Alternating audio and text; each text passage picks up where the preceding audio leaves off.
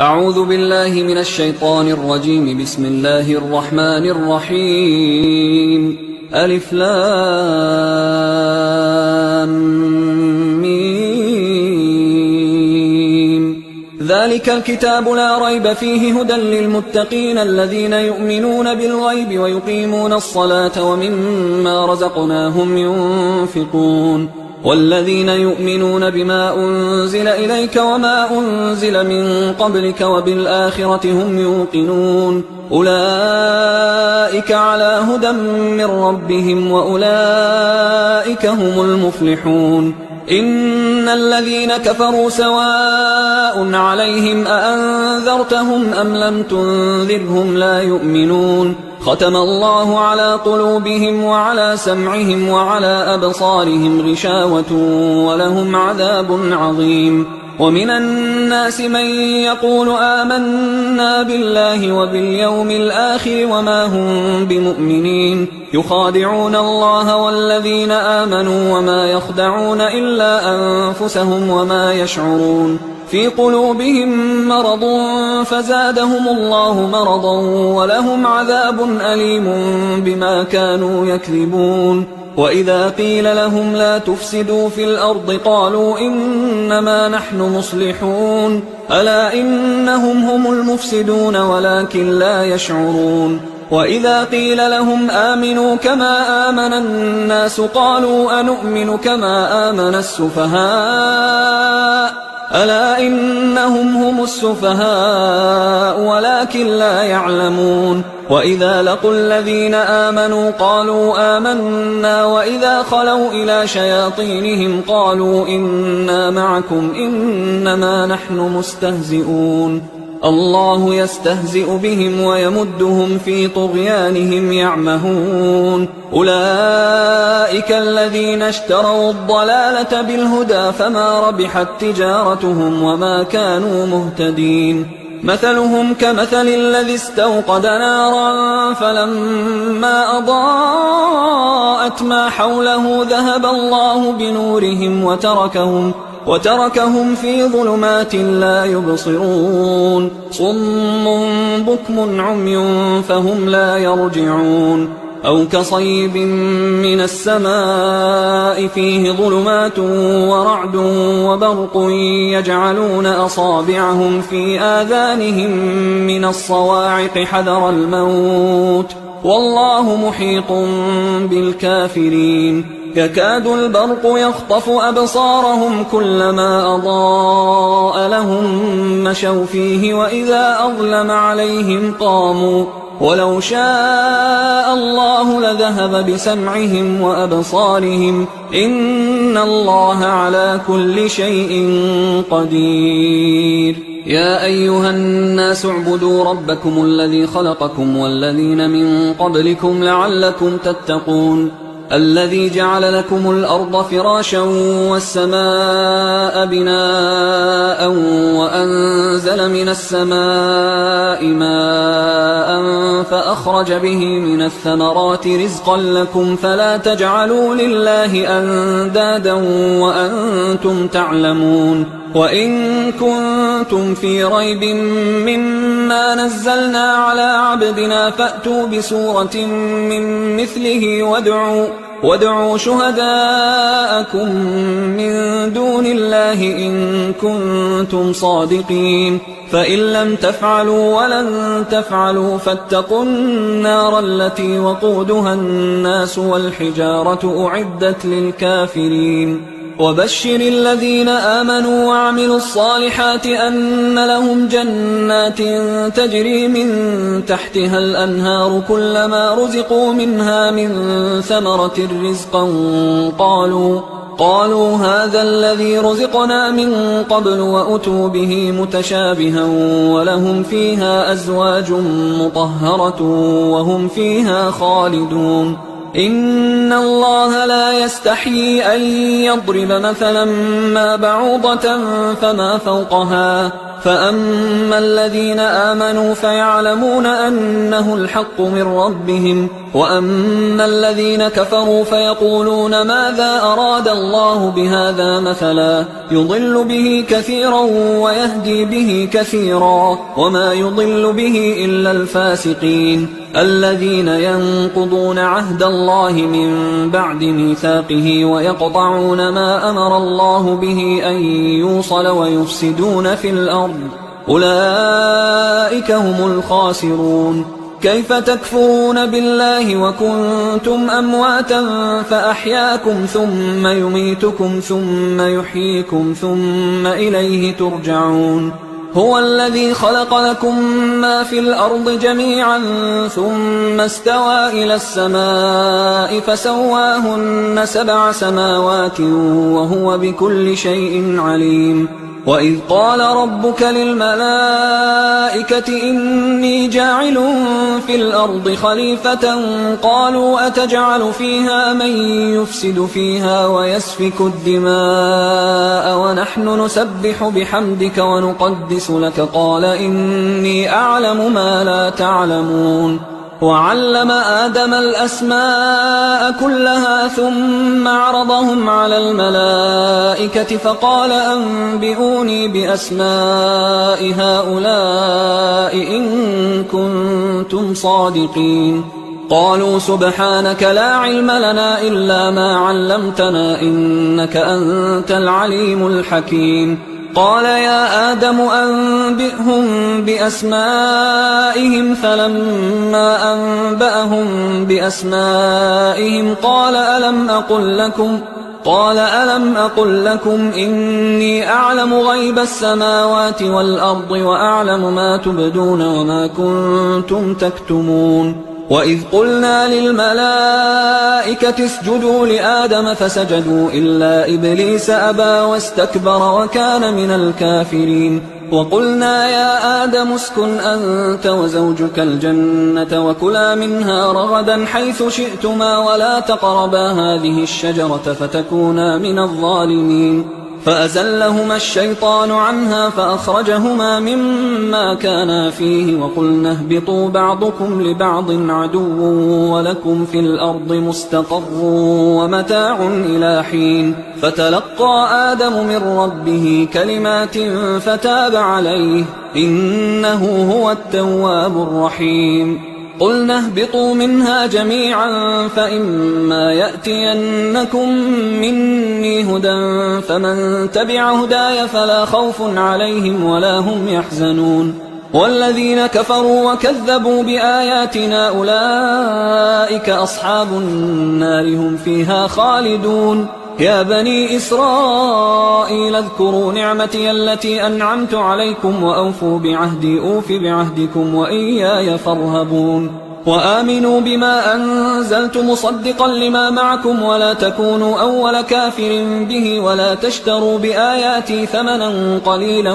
وإياي فاتقون. ولا تلبسوا الحق بالباطل وتكتموا الحق وأنتم تعلمون. وأقيموا الصلاة وآتوا الزكاة واركعوا مع الراكعين. أتأمرون الناس بالبر وتنسون أنفسكم وأنتم تتلون الكتاب أفلا تعقلون. واستعينوا بالصبر والصلاة وإنها لكبيرة إلا على الخاشعين الذين يظنون أنهم ملاقو ربهم وأنهم إليه راجعون. يا بني إسرائيل اذكروا نعمتي التي أنعمت عليكم وأني فضلتكم على العالمين. واتقوا يوما لا تجزي نفس عن نفس شيئا ولا يقبل منها شفاعة ولا يؤخذ منها عدل ولا هم ينصرون. وإذ نجيناكم من آل فرعون يسومونكم سوء العذاب يذبحون أبناءكم ويستحيون نساءكم وفي ذلكم بلاء من ربكم عظيم. وإذ فرقنا بكم البحر فأنجيناكم وأغرقنا آل فرعون وأنتم تنظرون. وإذ واعدنا موسى 40 ليلة ثم اتخذتم العجل من بعده وأنتم ظالمون. ثم عفونا عنكم من بعد ذلك لعلكم تشكرون وإذ آتينا موسى الكتاب والفرقان لعلكم تهتدون وإذ قال موسى لقومه يا قوم إنكم ظلمتم أنفسكم باتخاذكم العجل فتوبوا إلى بارئكم فاقتلوا أنفسكم ذلكم خير لكم عند بارئكم فتاب عليكم إنه هو التواب الرحيم وإذ قلتم يا موسى لن نؤمن لك حتى نرى الله جهرة فأخذتكم الصاعقة وأنتم تنظرون ثم بعثناكم من بعد موتكم لعلكم تشكرون وظللنا عليكم الغمام وأنزلنا عليكم المن والسلوى كلوا من طيبات ما رزقناكم وما ظلمونا ولكن كانوا أنفسهم يظلمون وإذ قلنا ادخلوا هذه القرية فكلوا منها حيث شئتم رغدا وادخلوا الباب سجدا وقولوا حطة نغفر لكم خطاياكم وسنزيد المحسنين فبدل الذين ظلموا قولا غير الذي قيل لهم فأنزلنا على الذين ظلموا رجزا من السماء بما كانوا يفسقون وإذ استسقى موسى لقومه فقلنا اضرب بعصاك الحجر فانفجرت منه 12 عينا قد علم كل أناس مشربهم كلوا واشربوا من رزق الله ولا تعثوا في الأرض مفسدين وإذ قلتم يا موسى لن نصبر على طعام واحد فادع لنا ربك يخرج لنا مما تنبت الأرض من بقلها وقثائها وفومها وعدسها وبصلها قال أتستبدلون الذي هو أدنى بالذي هو خير اهبطوا مصرا فإن لكم ما سألتم وضربت عليهم الذلة والمسكنة وباءوا بغضب من الله ذلك بأنهم كانوا يكفرون بآيات الله ويقتلون النبيين بغير الحق ذلك بما عصوا وكانوا يعتدون إن الذين آمنوا والذين هادوا والنصارى والصابئين من آمن بالله واليوم الآخر وعمل صالحا فلهم أجرهم عند ربهم ولا خوف عليهم ولا هم يحزنون وإذ أخذنا ميثاقكم ورفعنا فوقكم الطور خذوا ما آتيناكم بقوة واذكروا ما فيه لعلكم تتقون ثم توليتم من بعد ذلك فلولا فضل الله عليكم ورحمته لكنتم من الخاسرين ولقد علمتم الذين اعتدوا منكم في السبت فقلنا لهم كونوا قردة خاسئين فجعلناها نكالا لما بين يديها وما خلفها وموعظة للمتقين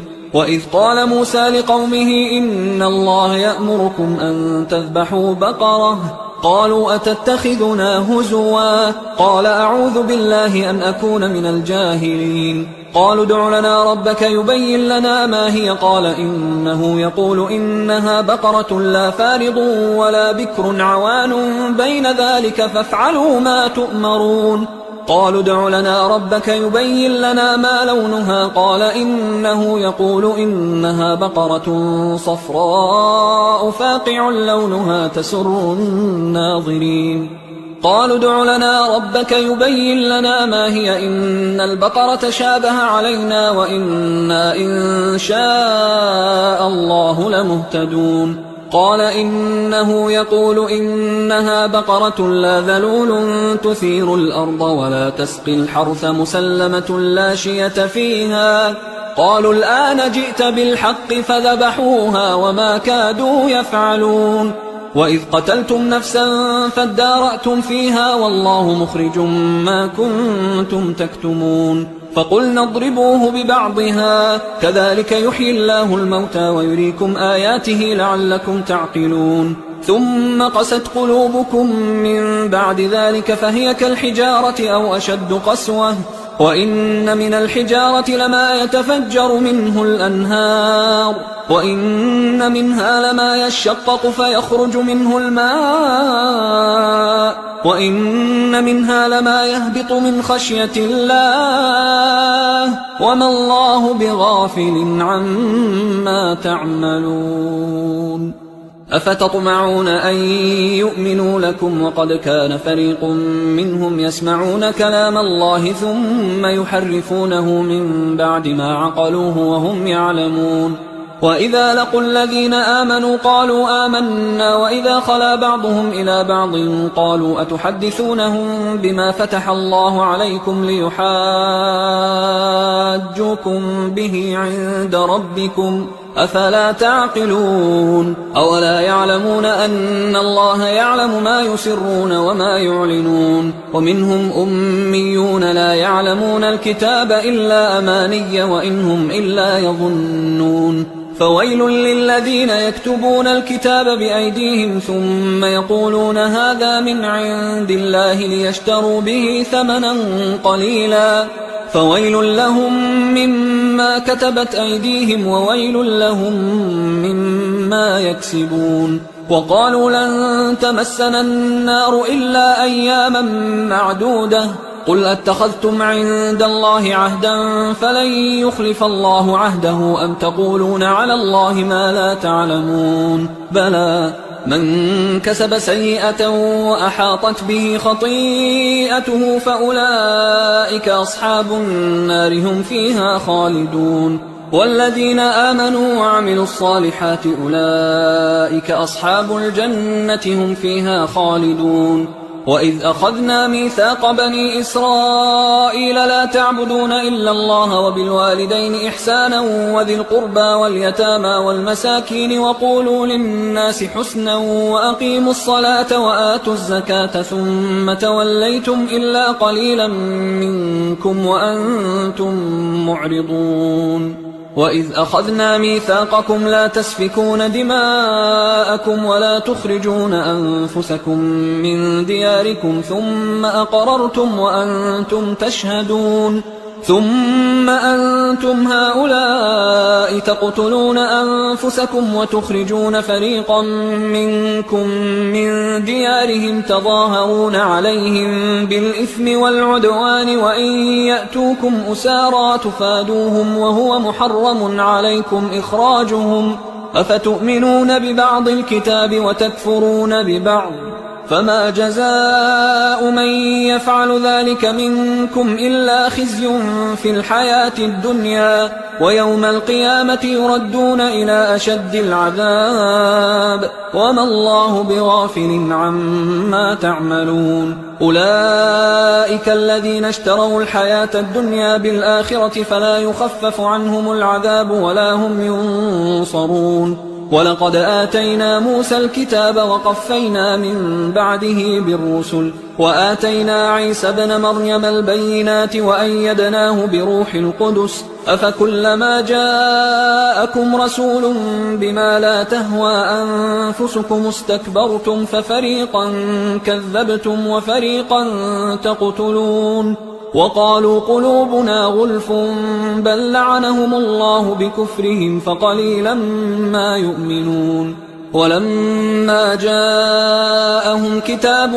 من عند الله مصدق لما معهم وكانوا من قبل يستفتحون على الذين كفروا فلما جاءهم ما عرفوا كفروا به فلعنة الله على الكافرين بئس ما اشتروا به أنفسهم أن يكفروا بما أنزل الله بغيا أن ينزل الله من فضله على من يشاء من عباده فباءوا بغضب على غضب وللكافرين عذاب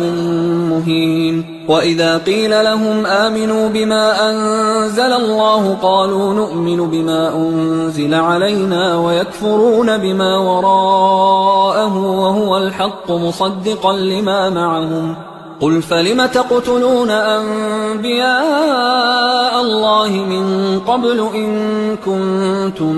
مؤمنين ولقد جاءكم موسى بالبينات ثم اتخذتم العجل من بعده وأنتم ظالمون وإذ أخذنا ميثاقكم ورفعنا فوقكم الطور خذوا ما آتيناكم بقوة واسمعوا قالوا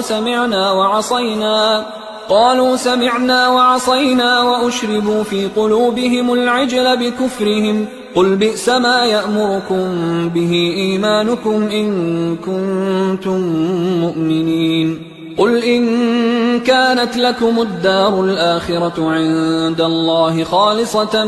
من دون الناس فتمنوا الموت إن كنتم صادقين ولن يتمنوه أبدا بما قدمت أيديهم والله عليم بالظالمين ولتجدنهم أحرص الناس على حياة ومن الذين أشركوا يود أحدهم لو يعمر 1000 سنة وما هو بمزحزحه من العذاب أن يعمر والله بصير بما يعملون قل من كان عدوا لجبريل فإنه نزله على قلبك بإذن الله مصدقا لما بين يديه وهدى وبشرى للمؤمنين من كان عدوا لله وملائكته ورسله وجبريل وميكال فإن الله عدو للكافرين ولقد أنزلنا إليك آيات بينات وما يكفر بها إلا الفاسقون أوكلما عاهدوا عهدا نبذه فريق منهم بل أكثرهم لا يؤمنون ولما جاءهم رسول من عند الله مصدق لما معهم نبذ فريق من الذين أوتوا الكتاب كتاب الله وراء ظهورهم كأنهم لا يعلمون واتبعوا ما تتلو الشياطين على ملك سليمان وما كفر سليمان ولكن الشياطين كفروا يعلمون الناس السحر وما أنزل على الملكين ببابل هاروت وماروت وما يعلمان من أحد حتى يقولا إنما نحن فتنة فلا تكفر فيتعلمون منهما ما يفرقون به بين المرء وزوجه وما هم بضارين به من أحد إلا بإذن الله ويتعلمون ما يضرهم ولا ينفعهم ولقد علموا لمن اشتراه ما له في الآخرة من خلاق ولبئس ما شروا به أنفسهم لو كانوا يعلمون ولو أنهم آمنوا واتقوا لمثوبة من عند الله خير لو كانوا يعلمون يا أيها الذين آمنوا لا تقولوا راعنا وقولوا انظرنا واسمعوا وللكافرين عذاب أليم ما يود الذين كفروا من أهل الكتاب ولا المشركين أن ينزل عليكم من خير من ربكم والله يختص برحمته من يشاء والله ذو الفضل العظيم ما ننسخ من آية أو ننسها نأت بخير منها أو مثلها ألم تعلم أن الله على كل شيء قدير ألم تعلم أن الله له ملك السماوات والأرض وما لكم من دون الله من ولي ولا نصير أم تريدون أن تسألوا رسولكم كما سئل موسى من قبل ومن يتبدل الكفر بالإيمان فقد ضل سواء السبيل ود كثير من أهل الكتاب لو يردونكم من بعد إيمانكم كفارا حسدا من عند أنفسهم من بعد ما تبين لهم الحق فاعفوا واصفحوا حتى يأتي الله بأمره إن الله على كل شيء قدير وأقيموا الصلاة وآتوا الزكاة وما تقدموا لأنفسكم من خير تجدوه عند الله إن الله بما تعملون بصير وقالوا لن يدخل الجنة إلا من كان هودا أو نصارى تلك أمانيهم قل هاتوا برهانكم إن كنتم صادقين بلى من أسلم وجهه لله وهو محسن فله أجره عند ربه ولا خوف عليهم ولا هم يحزنون وقالت اليهود ليست النصارى على شيء وقالت النصارى ليست اليهود على شيء وهم يتلون الكتاب كذلك قال الذين لا يعلمون مثل قولهم فالله يحكم بينهم يوم القيامة فيما كانوا فيه يختلفون ومن أظلم ممن منع مساجد الله أن يذكر فيها اسمه وسعى في خرابها أولئك ما كان لهم أن يدخلوها إلا خائفين لهم في الدنيا خزي ولهم في الآخرة عذاب عظيم ولله المشرق والمغرب فأينما تولوا فثم وجه الله إن الله واسع عليم وقالوا اتخذ الله ولدا سبحانه بل له ما في السماوات والأرض كل له قانتون بديع السماوات والأرض وإذا قضى أمرا فإنما يقول له كن فيكون وقال الذين لا يعلمون لولا يكلمنا الله أو تأتينا آية كذلك قال الذين من قبلهم مثل قولهم تشابهت قلوبهم قد بينا الآيات لقوم يوقنون إنا أرسلناك بالحق بشيرا ونذيرا ولا تسأل عن أصحاب الجحيم ولن ترضى عنك اليهود ولا النصارى حتى تتبع ملتهم قل إن هدى الله هو الهدى ولئن اتبعت أهواءهم بعد الذي جاءك من العلم ما لك من الله من ولي ولا نصير الذين آتيناهم الكتاب يتلونه حق تلاوته أولئك يؤمنون به ومن يكفر به فأولئك هم الخاسرون يا بني إسرائيل اذكروا نعمتي التي أنعمت عليكم وأني فضلتكم على العالمين واتقوا يوما لا تجزي نفس عن نفس شيئا ولا يقبل منها عدل ولا تنفعها شفاعة ولا هم ينصرون وإذ ابتلى إبراهيم ربه بكلمات فأتمهن قال إني جاعلك للناس إماما قال ومن ذريتي قال لا ينال عهد الظالمين وإذ جعلنا البيت مثابة للناس وأمنا واتخذوا من مقام إبراهيم مصلى وعهدنا إلى إبراهيم وإسماعيل أن طهرا بيتي للطائفين والعاكفين والركع السجود وإذ قال إبراهيم رب اجعل هذا بلدا آمنا وارزق أهله من الثمرات من آمن منهم بالله واليوم الآخر قال ومن كفر فأمتعه قليلا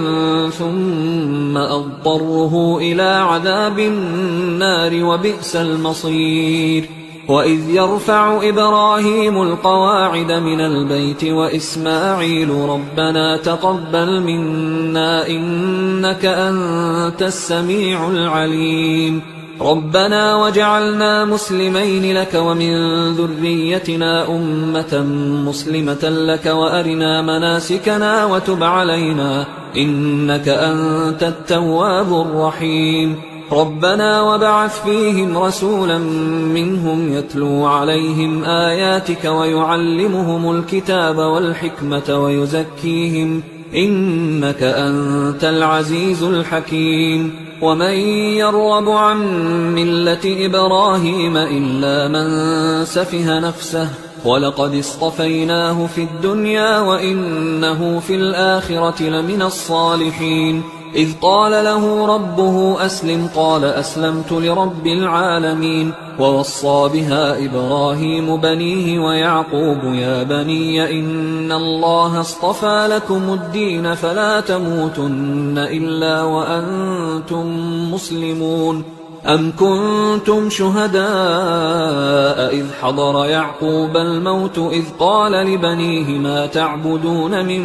بعدي قالوا نعبد إلهك وإله آبائك إبراهيم وإسماعيل وإسحاق إلها واحدا ونحن له مسلمون. تلك أمة قد خلت لها ما كسبت ولكم ما كسبتم ولا تسألون عما كانوا يعملون. وقالوا كونوا هودا أو نصارى تهتدوا قل بل ملة إبراهيم حنيفا وما كان من المشركين. قولوا آمنا بالله وما أنزل إلينا وما أنزل إلى إبراهيم وإسماعيل وإسحاق ويعقوب والأسباط وما أوتي موسى وعيسى وما أوتي النبيون من ربهم لا نفرق بين أحد منهم ونحن له مسلمون. فإن آمنوا بمثل ما آمنتم به فقد اهتدوا وإن تولوا فإنما هم في شقاق فسيكفيكهم الله وهو السميع العليم. صبغة الله ومن أحسن من الله صبغة ونحن له عابدون. قل أتحاجوننا في الله وهو ربنا وربكم ولنا أعمالنا ولكم أعمالكم ونحن له مخلصون. أم تقولون إن إبراهيم وإسماعيل وإسحاق ويعقوب والأسباط كانوا هودا أو نصارى قل أأنتم أعلم أم الله ومن أظلم ممن كتم شهادة عنده من الله وما الله بغافل عما تعملون. تلك أمة قد خلت لها ما كسبت ولكم ما كسبتم ولا تسألون عما كانوا يعملون. سيقول السفهاء من الناس ما ولاهم عن قبلتهم التي كانوا عليها قل لله المشرق والمغرب يهدي من يشاء إلى صراط مستقيم. وكذلك جعلناكم أمة وسطا لتكونوا شهداء على الناس ويكون الرسول عليكم شهيدا. وما جعلنا القبلة التي كنت عليها إلا لنعلم من يتبع الرسول ممن ينقلب على عقبيه وإن كانت لكبيرة إلا على الذين هدى الله وما كان الله ليضيع إيمانكم إن الله بالناس لرؤوف رحيم. قد نرى تقلب وجهك في السماء فلنولينك قبلة ترضاها فول وجهك شطر المسجد الحرام وحيث ما كنتم فولوا وجوهكم شطره وإن الذين أوتوا الكتاب ليعلمون أنه الحق من ربهم وما الله بغافل عما يعملون. ولئن أتيت الذين أوتوا الكتاب بكل آية ما تبعوا قبلتك وما أنت بتابع قبلتهم وما بعضهم بتابع قبلة بعض ولئن اتبعت أهواءهم من بعد ما جاءك من العلم إنك إذا لمن الظالمين. الذين آتيناهم الكتاب يعرفونه كما يعرفون أبناءهم وإن فريقا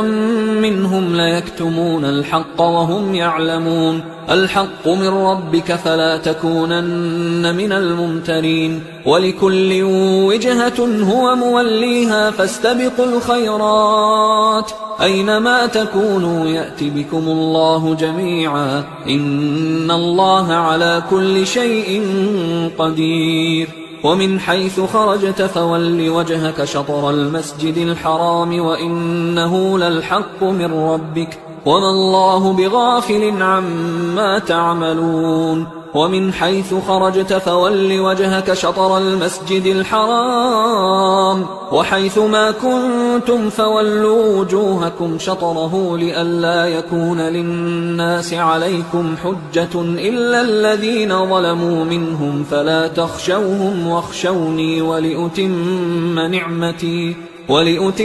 نعمتي عليكم ولعلكم تهتدون كما أرسلنا فيكم رسولا منكم يتلو عليكم آياتنا ويزكيكم ويعلمكم الكتاب والحكمة ويعلمكم ما لم تكونوا تعلمون فاذكروني أذكركم واشكروا لي ولا تكفرون يا أيها الذين آمنوا استعينوا بالصبر والصلاة إن الله مع الصابرين ولا تقولوا لمن يقتل في سبيل الله أموات بل أحياء ولكن لا تشعرون ولنبلونكم بشيء من الخوف والجوع ونقص من الأموال والأنفس والثمرات وبشر الصابرين الذين إذا أصابتهم مصيبة قالوا إنا لله وإنا إليه راجعون أولئك عليهم صلوات من ربهم ورحمة وأولئك هم المهتدون إن الصفا والمروة من شعائر الله فمن حج البيت أو اعتمر فلا جناح عليه أن يطوف بهما ومن تطوع خيرا فإن الله شاكر عليم إن الذين يكتمون ما أنزلنا من البينات والهدى من بعد ما بيناه للناس في الكتاب أولئك يلعنهم الله ويلعنهم اللاعنون إلا الذين تابوا وأصلحوا وبينوا فأولئك أتوب عليهم وأنا التواب الرحيم إن الذين كفروا وماتوا وهم كفار أولئك عليهم لعنة الله والملائكة والناس أجمعين خالدين فيها لا يخفف عنهم العذاب ولا هم ينظرون وإلهكم إله واحد لا إله إلا هو الرحمن الرحيم إن في خلق السماوات والأرض واختلاف الليل والنهار والفلك التي تجري في البحر بما ينفع الناس وما أنزل الله من السماء من ماء فأحيا به الأرض بعد موتها وبث فيها من كل دابة وتصريف الرياح والسحاب المسخر بين السماء والأرض لآيات لقوم يعقلون ومن الناس من يتخذ من دون الله أندادا يحبونهم كحب الله والذين آمنوا أشد حبا لله ولو يرى الذين ظلموا إذ يرون العذاب أن القوة لله جميعا وأن الله شديد العذاب إذ تبرأ الذين اتبعوا من الذين اتبعوا ورأوا العذاب وتقطعت بهم الأسباب وقال الذين اتبعوا لو أن لنا كرة فنتبرأ منهم كما تبرأوا منا كذلك يريهم الله أعمالهم حسرات عليهم وما هم بخارجين من النار يا أيها الناس كلوا مما في الأرض حلالا طيبا ولا تتبعوا خطوات الشيطان إنه لكم عدو مبين إنما يأمركم بالسوء والفحشاء وأن تقولوا على الله ما لا تعلمون وإذا قيل لهم اتبعوا ما أنزل الله قالوا بل نتبع ما ألفينا عليه آباءنا أولو كان آباؤهم لا يعقلون شيئا ولا يهتدون ومثل الذين كفروا كمثل الذي ينعق بما لا يسمع إلا دعاء ونداء صم بكم عمي فهم لا يعقلون يا أيها الذين آمنوا كلوا من طيبات ما رزقناكم واشكروا لله إن كنتم إياه تعبدون إنما حرم عليكم الميتة والدم ولحم الخنزير وما أهل به لغير الله فمن اضطر غير باغ ولا عاد فلا إثم عليه إن الله غفور رحيم إن الذين يكتمون ما أنزل الله من الكتاب ويشترون به ثمنا قليلا أولئك ما يأكلون في بطونهم إلا النار ولا يكلمهم الله يوم القيامة ولا يزكيهم ولهم عذاب أليم أولئك الذين اشتروا الضلالة بالهدى والعذاب بالمغفرة فما أصبرهم على النار ذلك بأن الله نزل الكتاب بالحق وإن الذين اختلفوا في الكتاب لفي شقاق بعيد ليس البر أن تولوا وجوهكم قبل المشرق والمغرب ولكن البر من آمن بالله واليوم الآخر والملائكة والكتاب والنبيين وآتى المال على حبه ذوي القربى واليتامى والمساكين وابن السبيل والسائلين وفي الرقاب وأقام الصلاة وآتى الزكاة والموفون بعهدهم إذا عاهدوا والصابرين في البأساء والضراء وحين البأس أولئك الذين صدقوا وأولئك هم المتقون يا أيها الذين آمنوا كتب عليكم القصاص في القتلى الحر بالحر والعبد بالعبد والأنثى بالأنثى فمن عفي له من أخيه شيء فاتباع بالمعروف وأداء إليه بإحسان ذلك تخفيف من ربكم ورحمة فمن اعتدى بعد ذلك فله عذاب أليم ولكم في القصاص حياة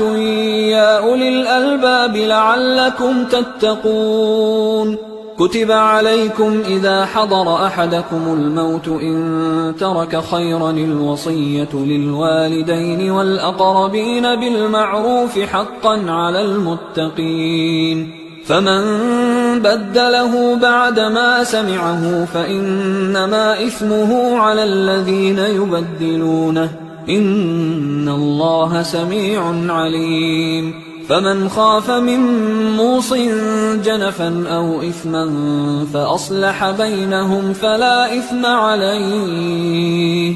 إن الله غفور رحيم. يا أيها الذين آمنوا كتب عليكم الصيام كما كتب على الذين من قبلكم لعلكم تتقون أياما معدودات، فمن كان منكم مريضا أو على سفر فعدة من أيام أخر، وعلى الذين يطيقونه فدية طعام مسكين، فمن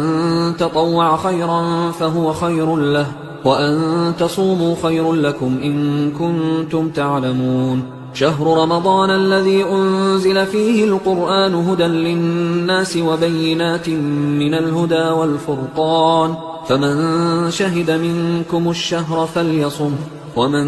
كان مريضا أو على سفر فعدة من أيام أخر، يريد الله بكم اليسر ولا يريد بكم العسر ولتكملوا العدة ولتكبروا الله على ما هداكم ولعلكم تشكرون. وإذا سألك عبادي عني فإني قريب أجيب دعوة الداع إذا دعان، فليستجيبوا لي وليؤمنوا بي لعلهم يرشدون. أحل لكم ليلة الصيام الرفث إلى نسائكم هن لباس لكم وأنتم لباس لهن، علم الله أنكم كنتم تختانون أنفسكم فتاب عليكم وعفى عنكم، فالآن باشروهن وابتغوا ما كتب الله لكم، وكلوا واشربوا حتى يتبين لكم الخيط الأبيض من الخيط الأسود من الفجر، ثم أتموا الصيام إلى الليل، ولا تباشروهن وأنتم عاكفون في المساجد، تلك حدود الله فلا تقربوها، كذلك يبين الله آياته للناس لعلهم يتقون. ولا تأكلوا أموالكم بينكم بالباطل وتدلوا بها إلى الحكام لتأكلوا فريقا من أموال الناس بالإثم وأنتم تعلمون. يسألونك عن الأهلة، قل هي مواقيت للناس والحج، وليس البر بأن تأتوا البيوت من ظهورها ولكن البر من اتقى، وأتوا البيوت من أبوابها، واتقوا الله لعلكم تفلحون. وقاتلوا في سبيل الله الذين يقاتلونكم ولا تعتدوا إن الله لا يحب المعتدين. وَاقْتُلُوهُمْ حَيْثُ ثَقِفْتُمُوهُمْ وَأَخْرِجُوهُمْ مِنْ حَيْثُ أَخْرَجُوكُمْ وَالْفِتْنَةُ أَشَدُّ مِنَ الْقَتْلِ وَلَا تُقَاتِلُوهُمْ عِندَ الْمَسْجِدِ الْحَرَامِ حَتَّى يُقَاتِلُوكُمْ فِيهِ فَإِنْ قَاتَلُوكُمْ فَاقْتُلُوهُمْ كَذَلِكَ جَزَاءُ الْكَافِرِينَ فَإِنِ انْتَهَوْا فَإِنَّ اللَّهَ غَفُورٌ رَحِيمٌ. وقاتلوهم حتى لا تكون فتنة ويكون الدين لله، فإن انتهوا فلا عدوان إلا على الظالمين. الشهر الحرام بالشهر الحرام والحرمات قصاص، فمن اعتدى عليكم فاعتدوا عليه بمثل ما اعتدى عليكم، واتقوا الله واعلموا أن الله مع المتقين. وأنفقوا في سبيل الله ولا تلقوا بأيديكم إلى التهلكة وأحسنوا إن الله يحب المحسنين. وأتموا الحج والعمرة لله، فإن أحصرتم فما استيسر من الهدي، ولا تحلقوا رؤوسكم حتى يبلغ الهدي محله، فمن كان منكم مريضا أو به أذى من رأسه ففدية من صيام أو صدقة أو نسك، فإذا أمنتم فمن تمتع بالعمرة إلى الحج فما استيسر من الهدي، فمن لم يجد فصيام 3 أيام في الحج و7 إذا رجعتم، تلك 10 كاملة، ذلك لمن لم يكن أهله حاضر المسجد الحرام. واتقوا الله واعلموا أن الله شديد العقاب. الحج أشهر معلومات، فمن فرض فيهن الحج فلا رفث ولا فسوق ولا جدال في الحج وما تفعلوا من خير يعلمه الله وتزودوا فإن خير الزاد التقوى واتقون يا أولي الألباب ليس عليكم جناح أن تبتغوا فضلا من ربكم فإذا أفضتم من عرفات فاذكروا الله عند المشعر الحرام واذكروه كما هداكم وإن كنتم من قبله لمن الضالين ثم أفيضوا من حيث أفاض الناس واستغفروا الله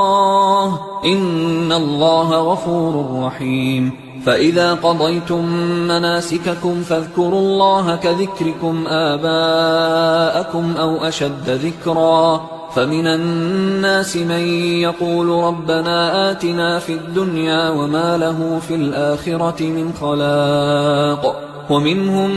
من يقول ربنا آتنا في الدنيا حسنة وفي الآخرة حسنة وقنا عذاب النار أولئك لهم نصيب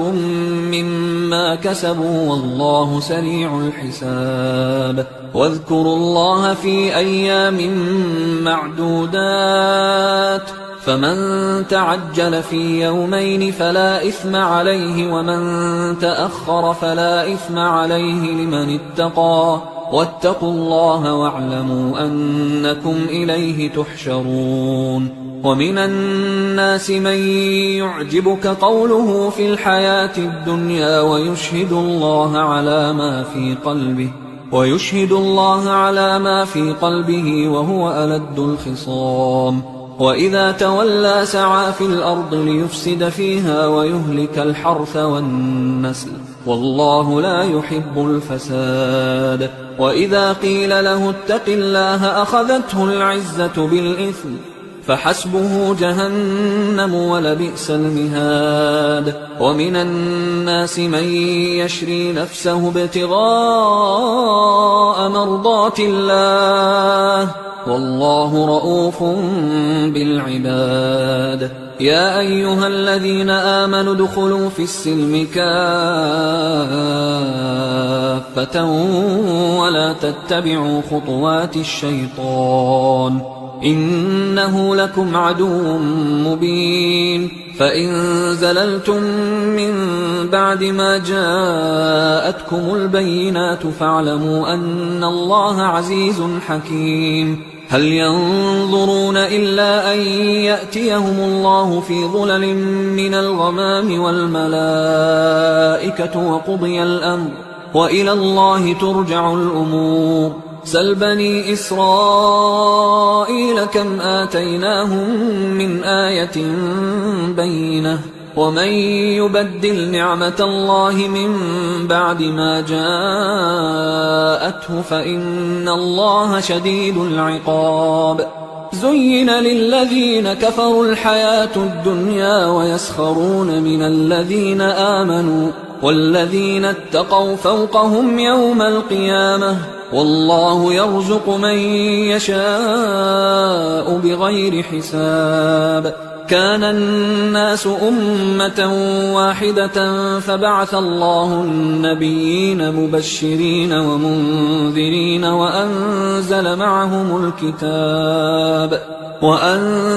معهم الكتاب بالحق ليحكم بين الناس فيما اختلفوا فيه وما اختلف فيه إلا الذين أوتوه من بعد ما جاءتهم البينات بغيا بينهم فهدى الله الذين آمنوا لما اختلفوا فيه من الحق بإذنه والله يهدي من يشاء إلى صراط مستقيم أم حسبتم أن تدخلوا الجنة ولما يأتكم مثل الذين خلوا من قبلكم مستهم البأساء والضراء وزلزلوا حتى يقول الرسول والذين آمنوا معه متى نصر الله ألا إن نصر الله قريب يسألونك ماذا ينفقون قل ما أنفقتم من خير فللوالدين والأقربين واليتامى والمساكين وابن السبيل وما تفعلوا من خير فإن الله به عليم كتب عليكم القتال وهو كره لكم وعسى أن تكرهوا شيئا وهو خير لكم وعسى أن تحبوا شيئا وهو شر لكم والله يعلم وأنتم لا تعلمون يسألونك عن الشهر الحرام قتال فيه قل قتال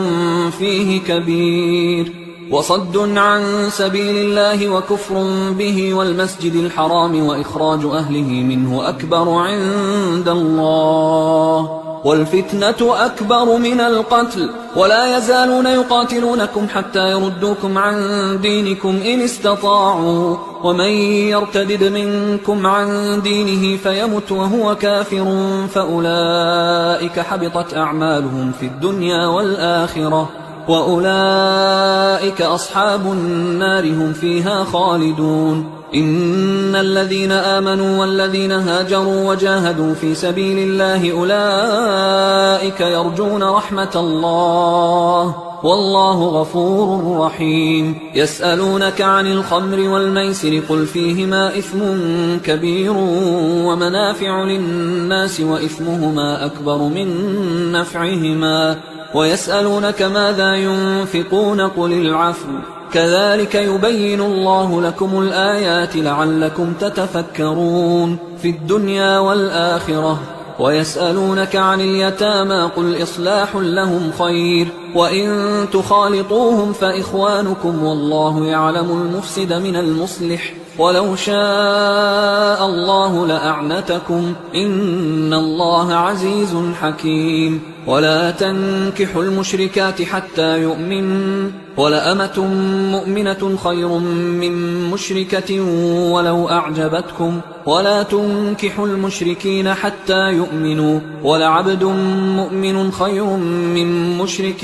ولو أعجبكم أولئك يدعون إلى النار والله يدعو إلى الجنة والمغفرة بإذنه ويبين آياته للناس لعلهم يتذكرون ويسألونك عن المحيض قل هو أذى فاعتزلوا النساء في المحيض ولا تقربوهن حتى يطهرن فإذا تطهرن فأتوهن من حيث أمركم الله إن الله يحب التوابين ويحب المتطهرين نساؤكم حرث لكم فأتوا حرثكم أنى شئتم وقدموا لأنفسكم واتقوا الله واعلموا أنكم ملاقوه وبشر المؤمنين ولا تجعلوا الله عرضة لأيمانكم أن تبروا وتتقوا وتصلحوا بين الناس والله سميع عليم لا يؤاخذكم الله باللغو في أيمانكم ولكن يؤاخذكم بما كسبت قلوبكم والله غفور حليم للذين يؤلون من نسائهم تربص 4 أشهر فإن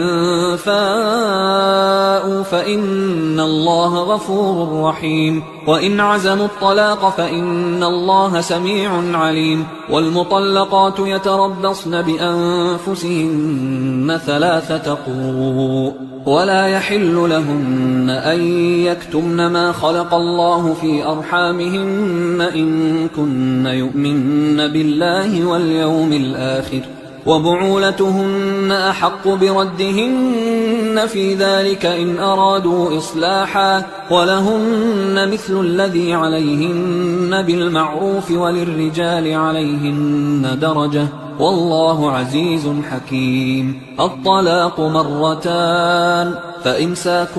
بمعروف أو تسريح بإحسان ولا يحل لكم أن تأخذوا مما آتيتموهن شيئا إلا أن يخافا ألا يقيما حدود الله فإن خفتم ألا يقيما حدود الله فلا جناح عليهما فيما افتدت به، تلك حدود الله فلا تعتدوها، ومن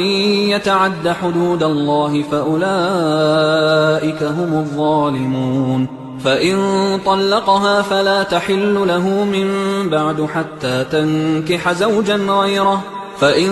طلقها فلا جناح عليهما أن يتراجعا إن ظنا أن يقيما حدود الله، وتلك حدود الله يبينها لقوم يعلمون. وإذا طلقتم النساء فبلغن أجلهن فأمسكوهن بمعروف أو سرحوهن بمعروف، ولا تمسكوهن ضرارا لتعتدوا، ومن يفعل ذلك فقد ظلم نفسه. ولا تتخذوا آيات الله هزوا، واذكروا نعمة الله عليكم وما أنزل عليكم من الكتاب والحكمة يعظكم به، واتقوا الله واعلموا أن الله بكل شيء عليم. وإذا طلقتم النساء فبلغن أجلهن فلا تعضلوهن أن ينكحن أزواجهن إذا تراضوا بينهم بالمعروف، ذلك يوعظ به من كان منكم يؤمن بالله واليوم الآخر، ذلكم أزكى لكم وأطهر، والله يعلم وأنتم لا تعلمون. والوالدات يرضعن أولادهن حولين كاملين لمن أراد أن يتم الرضاعة، وعلى المولود له رزقهن وكسوتهن بالمعروف، لا تكلف نفس إلا وسعها، لا تضار والدة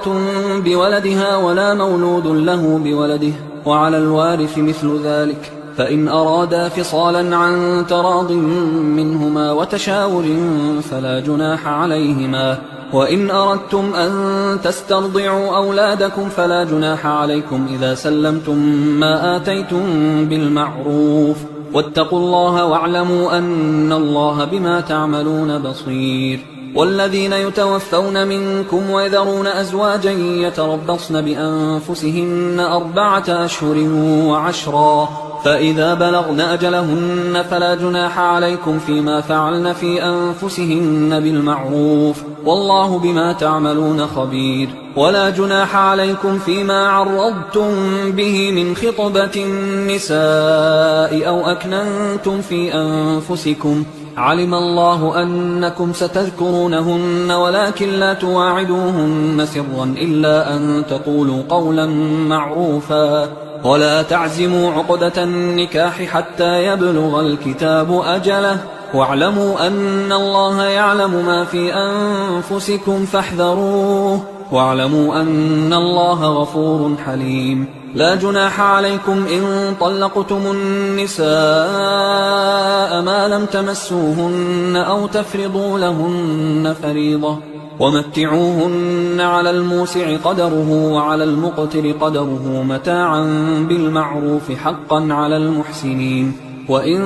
طلقتموهن من قبل أن تمسوهن وقد فرضتم لهن فريضة فنصف ما فرضتم إلا أن يعفون أو يعفو الذي بيده عقدة النكاح، وأن تعفوا أقرب للتقوى، ولا تنسوا الفضل بينكم، إن الله بما تعملون بصير. حافظوا على الصلوات والصلاة الوسطى وقوموا لله قانتين، فإن خفتم فرجالا أو ركبانا، فإذا أمنتم فاذكروا الله كما علمكم ما لم تكونوا تعلمون. والذين يتوفون منكم ويذرون أزواجا وصية لأزواجهم متاعا إلى الحول غير إخراج، فإن خرجن فلا جناح عليكم فيما فعلن في أنفسهن من معروف، والله عزيز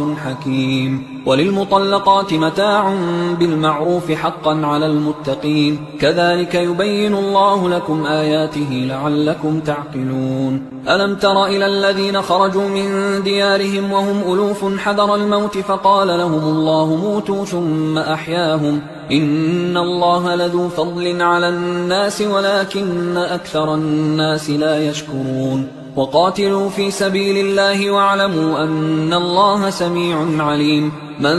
ذا الذي يقرض الله قرضا حسنا فيضاعفه له أضعافا كثيرة والله يقبض ويبسط وإليه ترجعون ألم تر إلى الملأ من بني إسرائيل من بعد موسى إذ قالوا لنبي له مبعث لنا ملكا نقاتل في سبيل الله قال هل عسيتم إن كتب عليكم القتال ألا تقاتلوا قالوا وما لنا ألا نقاتل في سبيل الله وقد أخرجنا من ديارنا وأبنائنا فلما كتب عليهم القتال تولوا إلا قليلا منهم والله عليم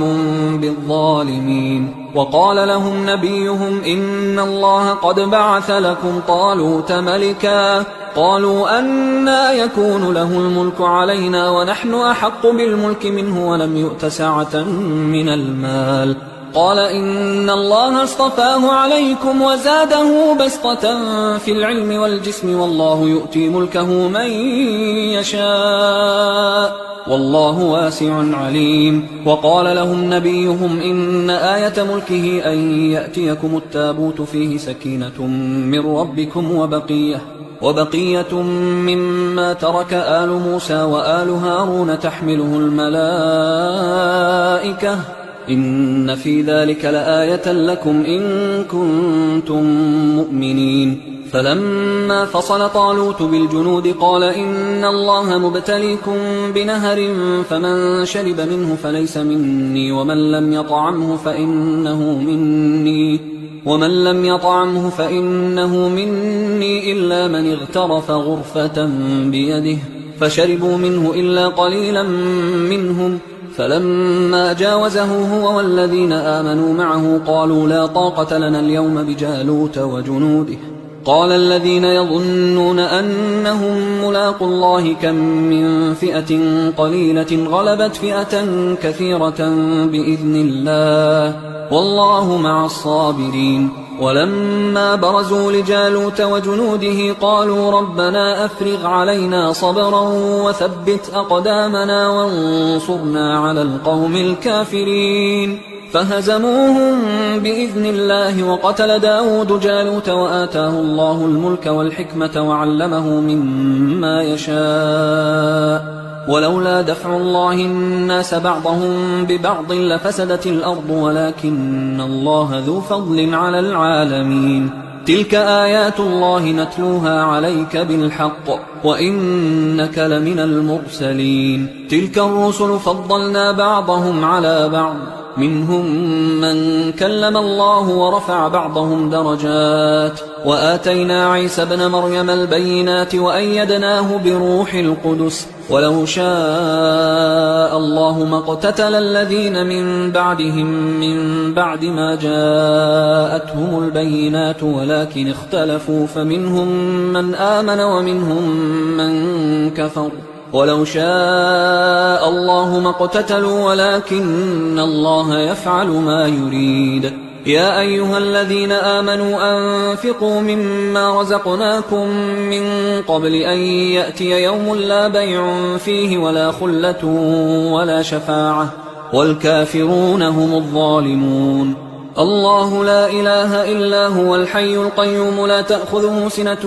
ولا نوم له ما في السماوات وما في الأرض من ذا الذي يشفع عنده إلا بإذنه يعلم ما بين أيديهم وما خلفهم ولا يحيطون بشيء من علمه إلا بما شاء وسع كرسيه السماوات والأرض ولا يؤوده حفظهما وهو العلي العظيم لا إكراه في الدين قد تبين الرشد من الغي فمن يكفر بالطاغوت ويؤمن بالله فقد استمسك بالعروة الوثقى لا انفصام لها، والله سميع عليم. الله ولي الذين آمنوا يخرجهم من الظلمات إلى النور، والذين كفروا أولياؤهم الطاغوت يخرجونهم من النور إلى الظلمات، أولئك أصحاب النار هم فيها خالدون. ألم تر إلى الذي حاج إبراهيم في ربه أن آتاه الله الملك إذ قال إبراهيم ربي الذي يحيي ويميت قال أنا أحيي وأميت. قال إبراهيم فإن الله يأتي بالشمس من المشرق فأت بها من المغرب فبهت الذي كفر والله لا يهدي القوم الظالمين. أو كالذي مر على قرية وهي خاوية على عروشها قال أنى يحيي هذه الله بعد موتها فأماته الله 100 عام ثم بعثه قال كم لبثت؟ قال لبثت يوما أو بعض يوم. قال بل لبثت 100 عام فانظر إلى طعامك وشرابك لم يتسنه وانظر إلى حمارك ولنجعلك آية للناس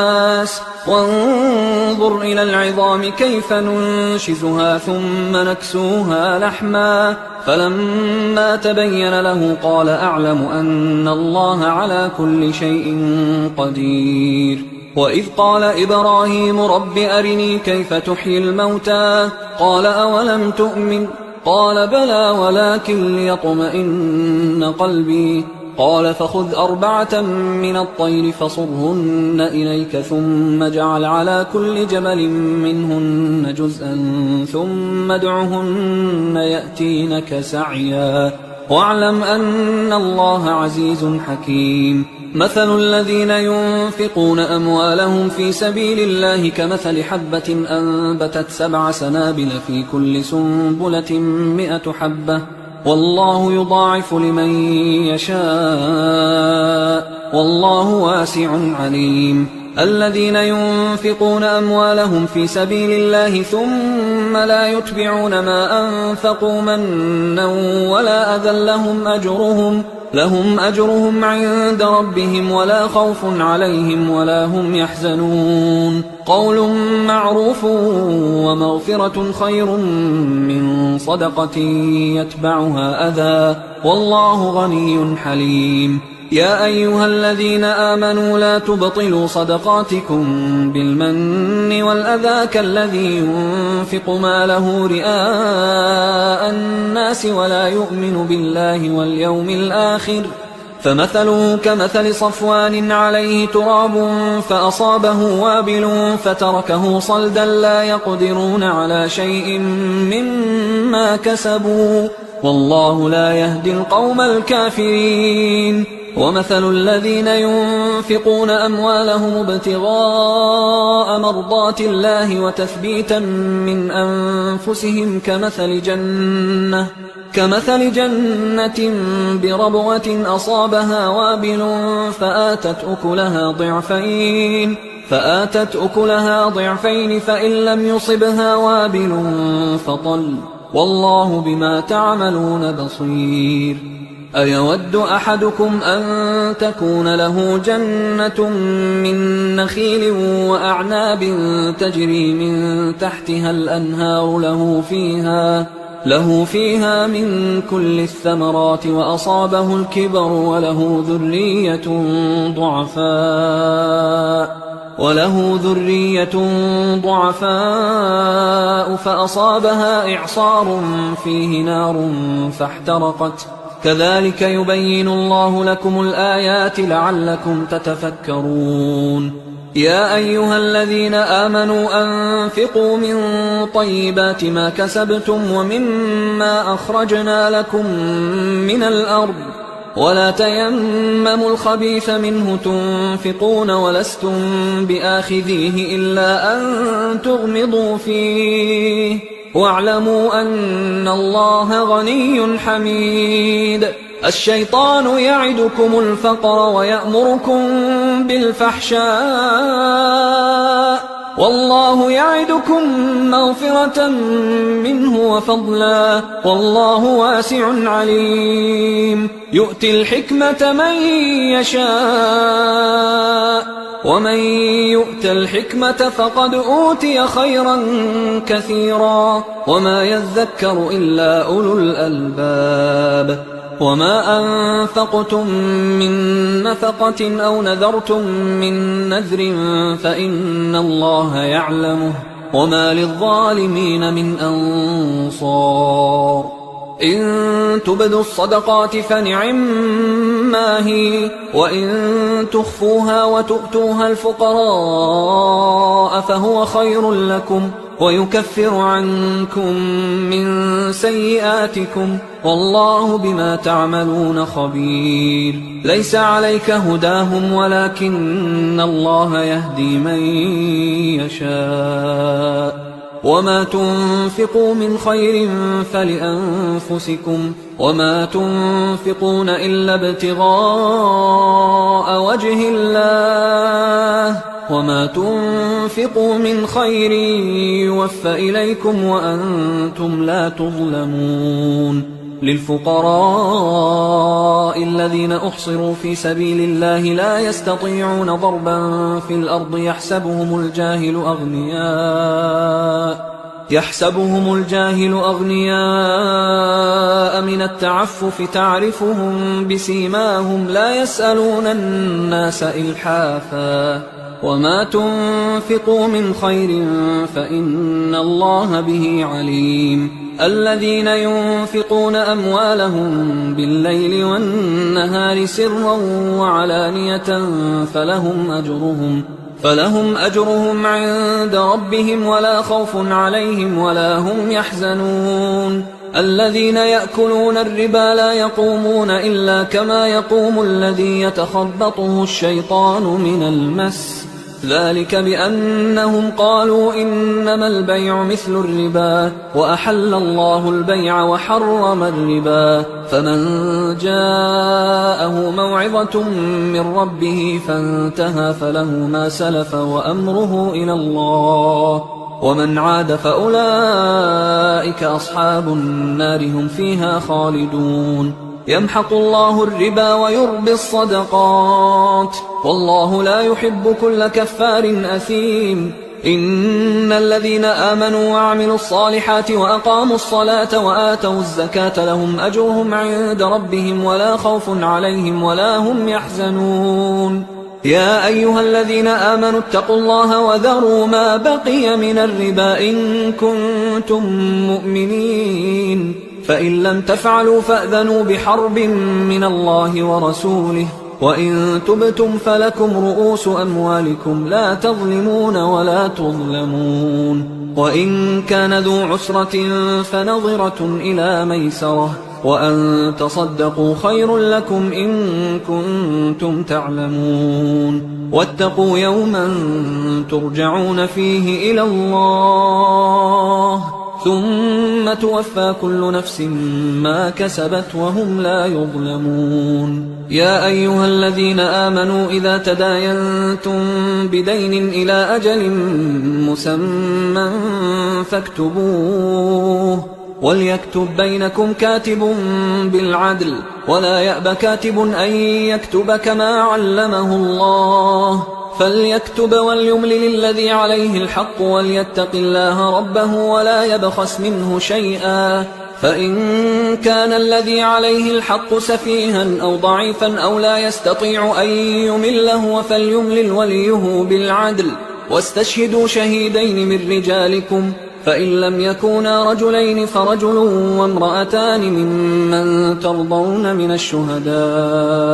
أن تضل إحداهما فتذكر إحداهما الأخرى ولا يأبى الشهداء إذا ما دعوا ولا تسأموا أن تكتبوه صغيرا أو كبيرا إلى أجله ذلكم أقسط عند الله وأقوم للشهادة وأدنى أن لا ترتابوا إلا أن تكون تجارة حاضرة تديرونها بينكم فليس عليكم جناح ألا تكتبوها، وأشهدوا إذا تبايعتم، ولا يضار كاتب ولا شهيد، وإن تفعلوا فإنه فسوق بكم، واتقوا الله ويعلمكم الله، والله بكل شيء عليم. وإن كنتم على سفر ولم تجدوا كاتبا فرهان مقبوضة، فإن أمن بعضكم بعضا فليؤدي الذي ائتمن أمانته وليتق الله ربه ولا تكتموا الشهادة، ومن يكتمها فإنه آثم قلبه، والله بما تعملون عليم. لله ما في السماوات وما في الأرض، وإن تبدوا ما في أنفسكم أو تخفوه يحاسبكم به الله، فيغفر لمن يشاء ويعذب من يشاء، والله على كل شيء قدير. آمن الرسول بما أنزل إليه من ربه والمؤمنون كل آمن بالله وملائكته وكتبه ورسله لا نفرق بين أحد من رسله، وقالوا سمعنا وأطعنا غفرانك ربنا وإليك المصير. لا يكلف الله نفسا إلا وسعها، لها ما كسبت وعليها ما اكتسبت، ربنا لا تؤاخذنا إن نسينا أو أخطأنا، ربنا ولا تحمل علينا إصرا كما حملته على الذين من قبلنا، ربنا ولا تحملنا ما لا طاقة لنا به، واعف عنا واغفر لنا وارحمنا، أنت مولانا فانصرنا على القوم الكافرين. حصري